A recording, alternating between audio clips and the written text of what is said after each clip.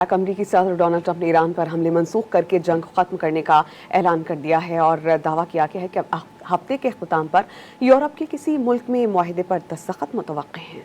अमरीकी सदर Donald Trump ने ईरान पर हमले मंसूख करके जंग खत्म करने का ऐलान कर दिया। दावा किया हफ्ते के अख्ताम पर यूरोप के किसी मुल्क में मुआहदे पर दस्तखत मुतवक्किल हैं। नायब सदर जेडी वैंस तकरीब में शिरकत करेंगे। डील की तफसीलात जल्द मंजर आम पर आएगी। दावा किया कि मुआहदे की मंजूरी ईरान के सुप्रीम लीडर आयतुल्लाह खामनाई ने भी दे दी। Most importantly, we have a deal that Iran will never have a nuclear weapon, which was the whole purpose of what we had to go through to get this. So it was a big, very big thing.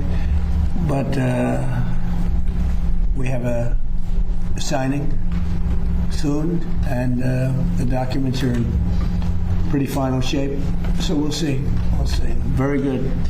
Should be done, and should be done pretty quickly. They want it every bit as much as everybody else wants it. दूसरी जानिब Iran ने अभी तक America से deal पर हतमी फैसला नहीं किया। ईरानी वजारत खारजा के तर्जुमान इस्माइल बकाई ने कहा कि जब तक तमाम नुकात पर इत्तफाक ना हो जाए दस्तखत की बातें बेमायने हैं। तेहरान अपने उसूली मुतालबात और रेड लाइन्स पर सख्ती से कायम है और उन पर किसी किस्म का कोई समझौता नहीं किया जाएगा। ईरानी मीडिया के मुताबिक तर्जुमान दफ्तर खारजा ने वाज़ेह किया कि अमेरिका के साथ बातचीत जरूर जारी है। तफसीली जायजा और हतमी मंजूरी के बाद ही मुसव्वदा मंजूर शुदा माना जाएगा।